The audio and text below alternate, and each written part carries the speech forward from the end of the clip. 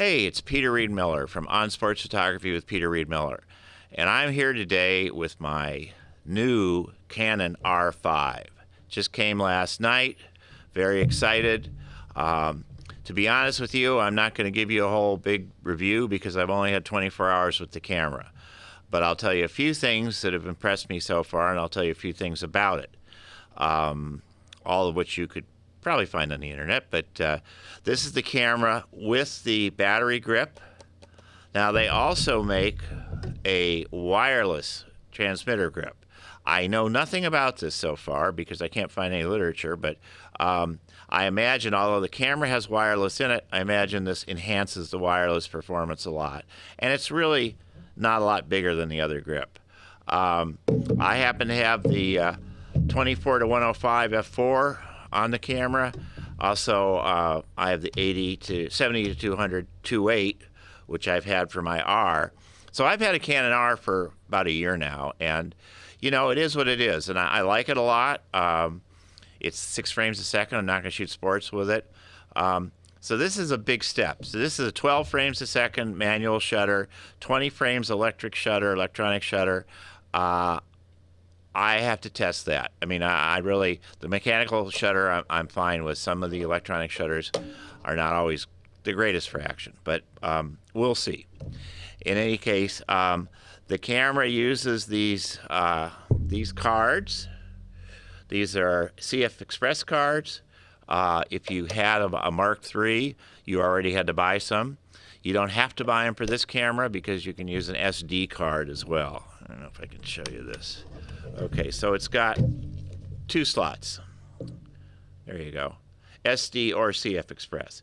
The performance is greater with the CF Express, but then you've got to buy new cameras and new card readers. This is a CF Express card reader that I bought right after the first of the year when I got my Mark III. It's called a Black Jet. Everybody makes them now, but nothing was available then. This is very fast. It's Thunderbolt 3. It's a little big and bulky, but it works quite well. And it reads XQD cards too, if for some reason you need to do that. I'm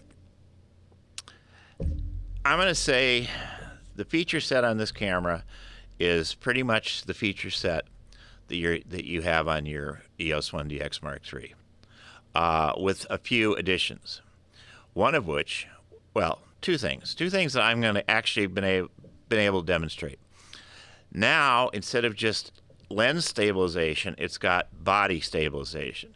And once you get the camera, you upgrade the lens firmware, and they work together. And they're pretty amazing to me. And the other thing, and this is probably something that not a lot of people use a lot, but it's got animal eye focus. So when I put this camera together last night, I was sitting at my desk, and this is about the 3rd frame, and I took it. I had the 7200 on it, and I took it, and I bent over, and there was my cat right on the floor. And you'll notice I am shaking a little bit because it's not a very comfortable position. And I made this picture.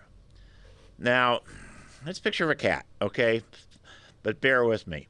You'll notice it's ISO 6400. It's f2.8.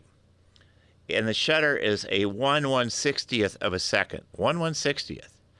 Is anything sharp at that? Well, this is. This is amazingly sharp. Let's see, that's full frame, but let's go in a little bit, up a little bit too much.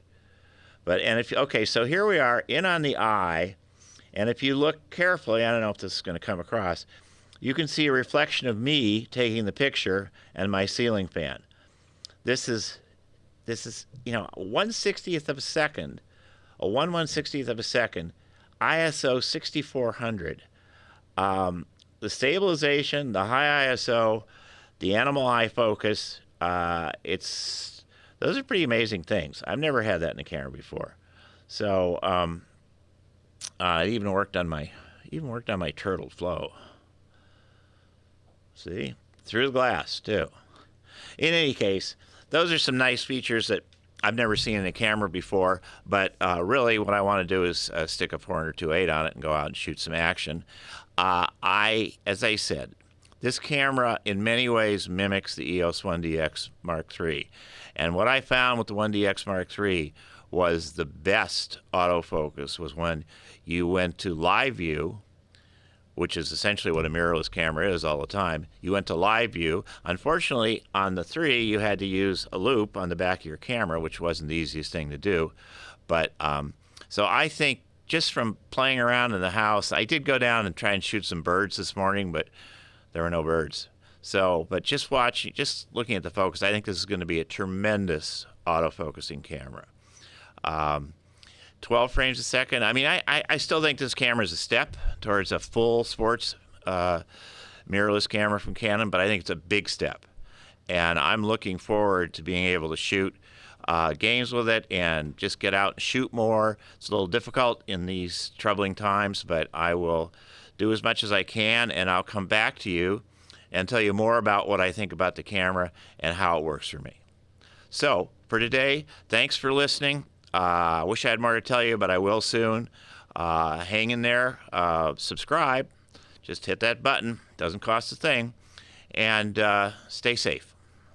I want to thank my friends at GF Crew for making this video possible. If you want to make money shooting action sports, check out GF Crew. Go to gfcrew.com to join. It's free. They have a whole process and an app set up to help you make money shooting sports. Check it out. Get started today.